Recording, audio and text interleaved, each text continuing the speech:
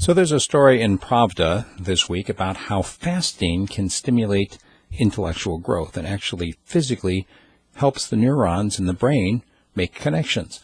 And this is an interesting little side note because this is something that I think that, what you might call the intellectuals over the centuries already figured that out a long time ago. You see it across cultures, everything from the monks in India to the ascetics out in the desert, the Christian tradition, the Buddhist tradition. Any number of religious and intellectual traditions will tell you that fasting is good for you. And generally speaking, the reason for it is about self-control, but to see that there's also an intellectual, physical, brain-empowering benefit to it, well, that to me is interesting as well. Here's why I think fasting is good for you. First and foremost, hunger is a universal urge. It doesn't matter if you're a newborn baby or if you're an old person on his deathbed. Everybody is hungry at some time in their life.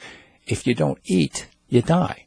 So at some point your body tells you, hey, put some fuel in here. And if you don't, of course, you wither away. If you do, then you survive and you keep going on. The thing is, every other human urge, whether it's an urge to go and acquire stuff or whether it's a sexual urge or anything else, any other urge in the body varies from human to human. Hunger is universal. Every person on the planet gets hungry. And I mean, that's why we eat as a species. And if you can learn to control that urge, then you can learn to control any urge at all. I really am disturbed by people that say, oh, I just couldn't help it. That's part of who I am, as an excuse for whatever bad behavior that they engaged in, whether you're talking about a person who's been arrested for some kind of a sexual assault or whether you're talking about a kleptomaniac who just feels like he has to go and take something that doesn't belong to him. When people turn that around and say that they couldn't help it, what they're saying is that they are a slave of their own body, that they are a slave to their own urges. I choose instead to be the master of my own body. And it's something which I began practicing when I was in the Army, actually. I was doing some reading on fasting and thought, this would be a really good idea. But I was nervous. I was scared that, I was deployed in Bosnia at the time, and I thought, what if I don't have enough strength to do my job? What if I don't have the stamina to make it through a long day? What if my brain gets fuzzy because I'm too hungry? And so what I decided to do was test it.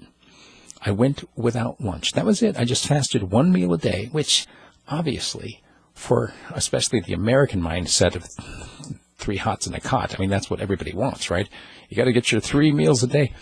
That is a total fabrication of the Western mindset. There are many people around the world who consider themselves fortunate to get 1 meal a day. And to think about how much we eat that we don't need, to think about how often we give in to that simple urge, it's like a spoiled brat.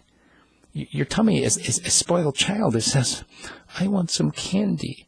And we give in, and we give in right away. Well, I learned during my time in Bosnia that not only did I do just fine by skipping lunch, I actually did better in some respects, especially with my mind, my thinking, after that lunch period. I mean, how many of you, us, after lunch, we find that mid-afternoon grogginess sitting in and just kind of like, oh, got to take a nap, or whatever it is. Part of that comes from the fact that the blood is being diverted away from our head and down into our stomach. And to say no to that, to put yourself in charge of your body, is a beautiful thing. Now, scientists, and these are British scientists, by the way, it was reported on the Russian newspaper, but the scientists have proven that going without food, the hunger, actually causes your brain to make new connections.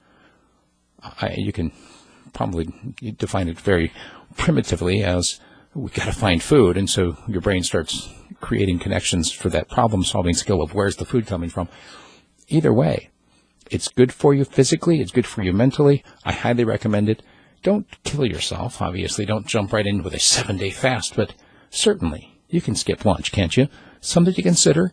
And if you'd like to engage me on the topic, send me an email, steve@radiofreespeech.com. Thanks.